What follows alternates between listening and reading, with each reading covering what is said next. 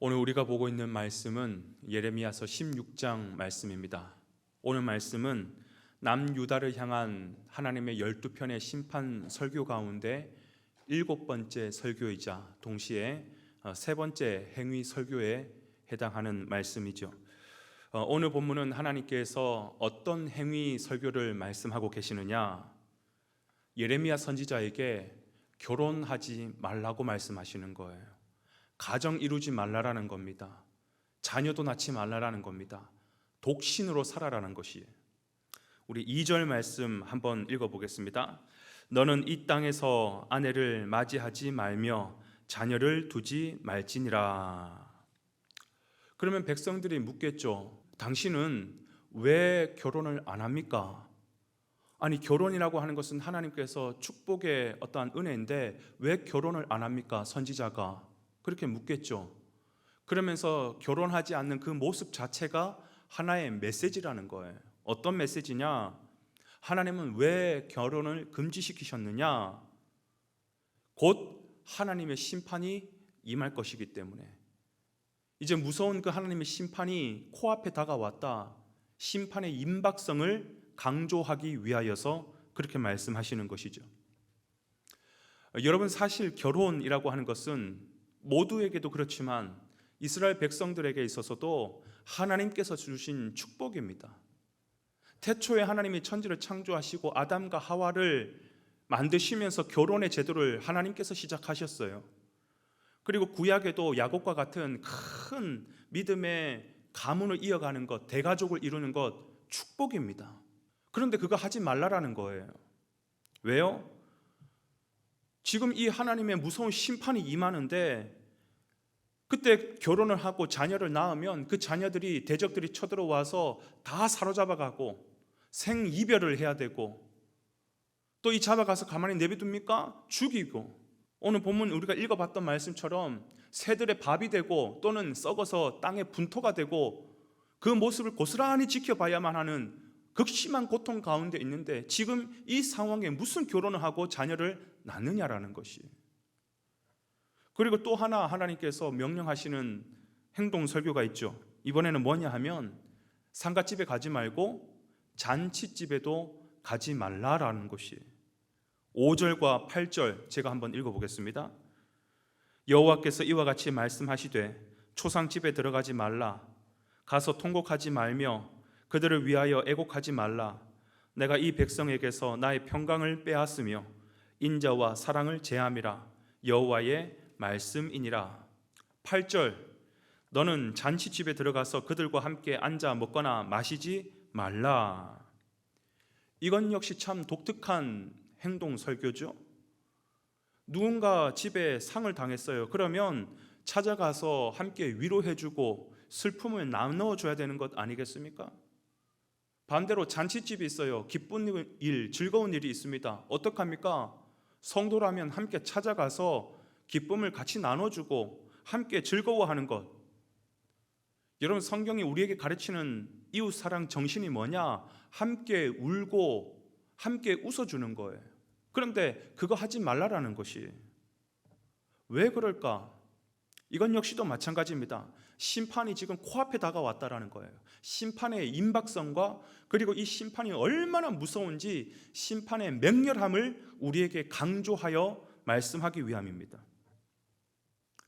그렇죠. 일반적인 상황에서는 어느 집에 상을 당하면 찾아가서 조문을 해야 됩니다. 위로해야 됩니다. 슬픔은 함께 나누는 것입니다. 그런데 지금 전쟁통이다. 여러분, 그러면 내 가정에 상을 당했으면요, 내 가정에 상을 당했으니 내게 와서 우리를 위로해 주십시오 말도 못합니다. 왜?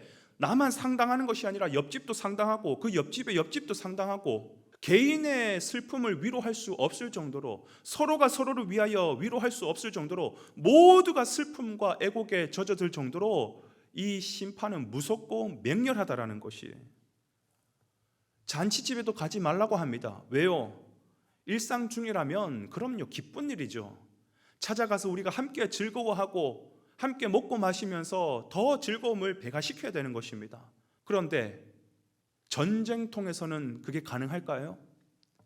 하나님께서 우리에게 주신 감사의 제목들, 기쁨의 제목들, 즐거운 제목들, 그것들이 송두리째 전부 다 잿더미가 되는 것 아니겠습니까? 기쁨이고 뭐고 다 사라지는 것이에요. 사랑하는 여러분, 오늘 이 말씀이 하나님께서 우리에게 무엇을 깨닫기를 원하여서 이 말씀을 하고 계실까요? 한번 보십시오. 결혼하지 말라, 잔치집에도 가지 말라, 상가집에도 가지 말라, 이 세 가지가 오늘 우리에게 보여주는 공통점이 뭡니까?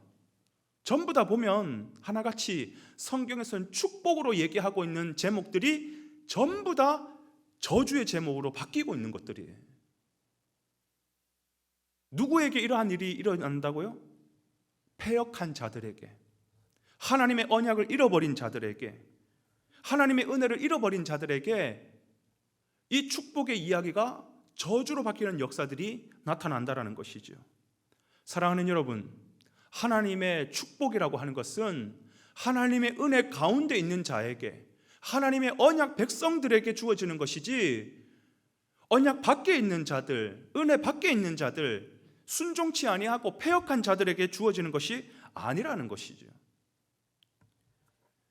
여러분, 사울 왕 한번 기억해 보실까요?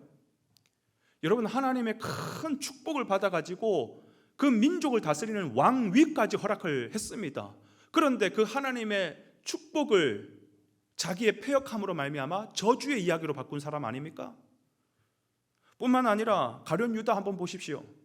예수님께서 불러가지고 자기의 제자로 세웠습니다. 그 귀한 축복의 자리였음에도 불구하고 자기의 그 정욕 앞에서 예수님을 버리고 패역하는 그 마음 때문에 결국은 저주의 자리로 바꿔버렸습니다. 여러분, 하나님의 백성들은요, 오히려 그 반대예요. 전화위복의 역사를 만들어내는 것이 하나님의 백성들이에요. 사단마귀가 우리 가운데 화를 끼얹고 모든 일을 뒤엎어놨다 할지라도 예수 그리스도를 믿는 믿음으로 말미암아 모든 화가 복으로 바뀌는 그런 은혜를 받아야 될 사람들입니다. 그런데 그 하나님께서 우리에게 주신 그 은혜들을 어떻게 된 모양인지 이렇게 다 엎어놓고 저주의 모습으로 살아가고 있냐라는 거예요. 저는 오늘 이 시대 우리나라 조국을 바라보면서 그러한 마음이 많이 듭니다.